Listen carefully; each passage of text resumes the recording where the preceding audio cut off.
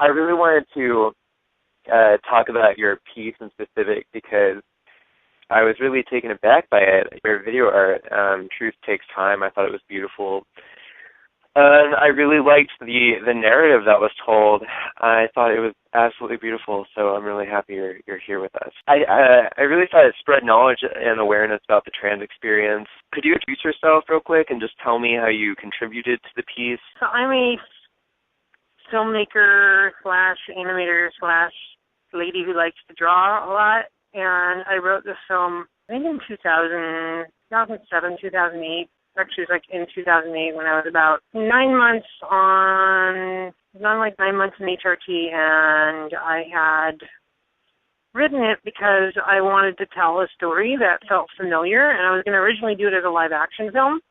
And I found out when I had showed people the script, they were like, this is not really interesting, and they said a lot of transphobic, and I was like,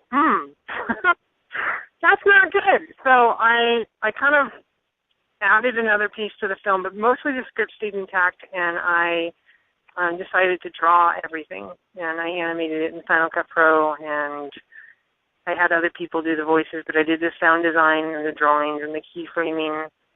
And I hired a cis guy to do the music score, who was really great. His name's Eric Sandmeyer. What was it like to create it? Was it hard for you to bring, the transgender narrative to life through media in any way? I mean, my approach really wasn't looking at it as a transgender narrative, but more as like a story that I was really familiar with, and it was something I could tell authentically. And that's pretty much what navigated me through telling the story. I didn't really consider much of anything else about it. I considered just like, here's what happened to me, and here's what my feelings were. And I made it during a very lonely time in my life when I first moved to the Bay Area, and I was kind of alone a lot. And I kind of split up from my ex-girlfriend, and I lived to this new area, and I didn't know a lot of people, and all I did was basically my job, and then I'd go home and hang out with my cat. So I sort of needed something that like keep me alive and to keep me feeling fulfilled and trying to work through my own stuff, especially about transitioning, and that's kind of why I made it, and that's how I basically made it. So you mentioned you wanted to talk about being queer and being femme, and kind of how trans misogyny plays out in that way. Did you have that in mind when you created your character? Because she's very feminine, in her dresses and stuff. No, at the time when I made it, I didn't really identify as femme. I didn't really know what femme was. Like, Imogen Denny would, at our potluck group that I'd go hang out with, she would talk about femme a few times, and I was like, oh, that's a really interesting word, but I didn't make it with, like, the intentionality of the character being femme because I hadn't finished cooking yet, I guess, so to speak. But I really feel like when I look back at it now, especially when it was playing, when it got first started screening around different places, that it was really a femme story more than anything. Totally is. I loved that part of it too. Because it's like I have a hard time just calling it, like Frameline really was hell-bent intent on calling it, a film about a transgender woman. And I was like, no. Partially because of my own, internalized misogyny, but also because I was at a time in my life where I'm like, I am more than just transitioning. I am more than that. My identity is more than just somebody who, HRT and, had a childhood. And, I wanted my life to be more than that. And taking a femme identity on was, my way of, being able to own something that felt really like mine. It was not something that a label somebody could slap on me. It was a label I could use to put on myself. So when I look back at my character, I really think of her very fondly because it's basically me. Right. And I definitely feel like that's not really, I don't know if I'm answering the question, am I?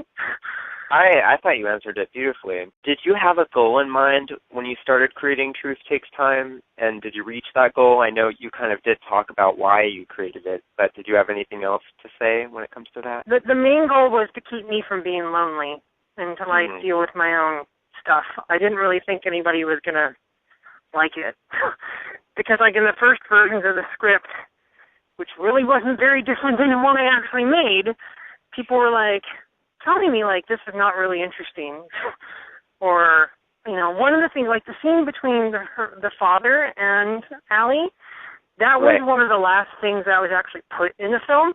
Like, that's when I wrote the script. And the reason why I put it in there is because I had people tell me that, oh, Ellie is the way she is because her mom did this horrible thing to her as a child. And I was like, no. and the other thing they also say is like, well, where's the father figure? Maybe she didn't have, like, people started filling in the blanks using, like, trans misogyny to, like, say, well, you can't just be trans because you are trans. You must be trans because of something happened to you in your life. And that scene was put in there very explicitly, like, this character had a bad dad who was awesome and, like, you know, fierce and loving, and she was still trans. Right. You know, which is, well, you know, it's not like I didn't have bad examples of masculinity in my life. My father, my grandfather, and my uncle were all these really wholehearted, sweet, genuine men, but that wasn't me. It never was me. It wasn't me even when I was pretending to, you know, be a boy. I wasn't. It wasn't. It never was. That's how it kind of intersects with the trans misogyny, that scene in particular. What sort of obstacles do you face getting that piece of work seen and reviewed? Well, no cis straight film festival would play it. Okay. Nobody would. Zero. I submitted my film to a whole bunch of film festivals, including the hometown that that the film is sort of written in. And this place I went to college, which I thought might help because there's professors I knew who were on the film committee. At least I thought they were. I don't know if they actually were for that film festival. And it, all these festivals just rejected it. I got a ton of rejections, like 20, 25 rejections. Wow. I kind of felt like no one was ever going to see it. And then Frameline was like, hey, we'll play it, and we actually think it's really awesome. And that's kind of, if it wasn't for Frameline, it would have never gotten screened. And no one probably would have ever seen it. And I probably would have felt the film was a piece of garbage and just, put it in the can and never showed it to anyone. Wow, I'm really glad that worked out for you. Have you dealt with any negative responses or backlash? I've made cis people uncomfortable after they watch it, and then they go, oh, this film is about you. Definitely. And I don't know how to talk to you anymore because now I know that you're trans. Right. So who do you want your audience to be? Like, who is your audience? I think it's seems both. Like anybody who would listen from what you've said. Yeah, basically. That is my audience. Cool. Anyone who'd be willing to listen and hear it and have an open heart to hearing a story about a queer femme who was coming into her own. So, unfortunately, some stories are really not told very often, and they're not taken very seriously, and that makes me sad. That makes me very sad, which is why I was so happy to see this one. There are these strong, echoing voices at times during the film. Do you remember, that voice that I'm talking about? Yep. Yeah, how did you come up with that voice, and do you think it kind of caters to how gender dysphoria feels for a trans person? This sort of chaotic and scary voice that echoes back at you in any way? Yes, that's exactly. I basically took all the bad things I would tell myself all the time before I transitioned, and even during transition, and said it and then mixed it. And wow. I mean, to me, that's exactly how. I mean, it's really weird because when you listen to it, it doesn't necessarily sound like me, but it is me. So I have a hard time. Yeah, I mean, it's my voice. I'm the one talking there. I just lowered the voice sometimes, and I layered, and I was the one saying those horrible things basically to myself. That's really powerful. That's really powerful. There's a climactic moment where the character realizes that they want to transition because they don't want to have regret. In the trans community, there seems to be what I noticed anyway, I've experienced a lot of older trans folks in support groups really wishing that they were able to transition much younger, and they kind of have this really hard time with that.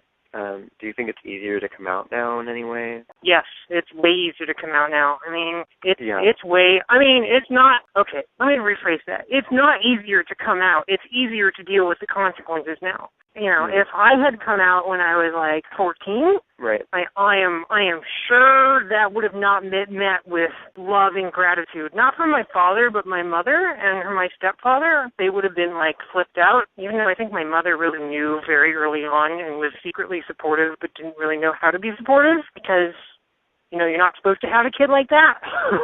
right. But I think it's a lot easier now. I mean, there's more stories that have been told now, and it's less of a stigma. It's not as bad. I know I knew when I was, the film is pretty clear. I knew pretty early on things were not cool. And I almost transitioned, I think, around 20, 21. It was 20, and I was, almost sure of it. And, there's a picture of me that I have that is, the moment I knew that, I took that picture knowing that this was my fate. But then I stopped because I was like, well, what is my mom going to say? Oh, I don't want to deal with that. What's my father? These really bad, terrible things that my mother told me very, very, very early on. So I hope it's easier. I think it is. I'd like to believe it's easier now. By the end, the character passes as the gender she is, like when the store clerk addressed her with female pronouns. What are your thoughts on passing? I feel like the media tends to paint a non-passing picture of trans women in specific. Did you have that in mind when you created the ending, and could you talk about why? I didn't really think of the ending as her passing, but more of she was being seen. Okay. Oh, that's perfect. I love that. I don't like the word passing anymore. Probably at one point in my life I was cool with it, but I'm not now. And when I wrote the film, I think I was thinking about passing, but when I was actually drawing the character, it wasn't about passing. It was about being seen in femme visibility. She was being seen as a femme in the world, right. Not just what other people wanted to see. She would be able to resonate who she was on the outside. On our show, Beyond the Binary, we recently talked a lot about this idea called visual activism, which has a lot to do with kind of that idea, working to help people see trans people, how they see themselves. And I feel like your piece really kind of spoke towards that, which is really why I wanted to address that. It's more it's still using that terminology, passing for yourself and not for other people. Would you kind of agree with that? I would agree with that way of looking at it. I just wish we had a different word than passing. So do I. I completely agree. Okay. That's why I always just say being seen. That's when you see yourself. Right. I think that was one of the big things in the film that it tried to address was being seen by others. On that big moment when in the middle of the film where she gets seen by her girlfriend. Right. As she is, it's there's a lot of that's kind of what how I perceive it is just a lot of being seen stuff. Right. Exactly. I really, really liked that moment. I love how the piece ends on a sort of inspirational note. Well, it did for me anyway. Is there any specific inspirational kind of message you deliver to trans youth? Who, could you elaborate more on who that younger character was, with the torn up dress? And I just thought that was such a really pretty moment. To me, the act of transitioning really is about, letting yourself be who you are and being wholehearted with it and giving space for yourself to grow. And I sort of feel like that's kind of the ending of the film where she finally has, given herself space to, be herself, enjoy who she is for who she is instead of all that self-hatred that she would say. And it's kind of how I feel transitioning doesn't have any wrapped up. That's the one flaw, I think, in the film that it has, is that it kind of wraps it up in this tidy, nice way, which it kind of had to because it was animated and it had to be cute and sweet. But, transition ends, but there's always stuff after. If you can get through, being authentic in who you are and how you see yourself and how you present yourself to the world, things get a lot better. They really do. Are you thinking about making a sequel? No sequel. No sequel. Okay. We will definitely... The sequel is Imogen Benny's book, Nevada. Oh, great. Well, thank you so much, Ellie, for this interview. It was really great talking to you. I'm glad I got to talk. Thank you for listening to me.